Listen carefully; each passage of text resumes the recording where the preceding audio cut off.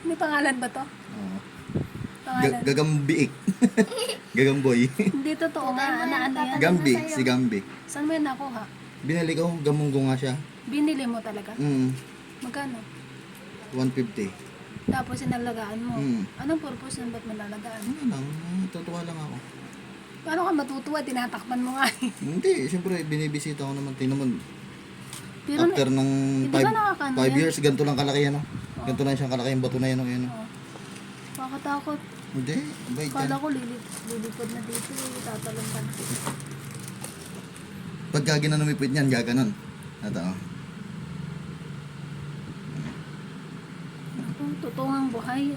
Tinanong ilang beses ko tinanong si John Ren. Nakala ko na ano lang. Akala ko naluloko mo lang ako. Hindi. Painumin natin sa juice. Kunti. Ano pinapakain mo dyan? Wala ka. Palaka? Nanguhuli ka ng palaka para pakain mo. Tsaka ano naman yan, kahit 1 linggo hindi mo pakainin, 1 buwan, 1 taon, hindi mo na ano yan. Basta may tubig lang. Tawagan ka. Oo.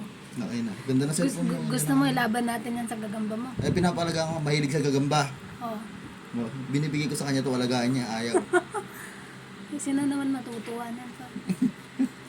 Ala daw siyang gloves. Hindi, pagka may gloves ka kasi mahawa ka mo siya. Oo. Pero alam namang ano yan, kahit makakagat ka niya, Gusto mo dyan matutuog lang. ilaban natin sa ano mo, sa gagamba mo? Paano niya yan? Mapapalayas sa tito. Wala siyang ano, wala siyang kamandag, wala siyang venom. Ayun yung maganda niyan. Tingnan mo yung galamay kulay, ano. Ang ganda. Orange. Kaso nga lang nakakatakot pa rin eh. Ay, si Bajani, si himatayin dyan.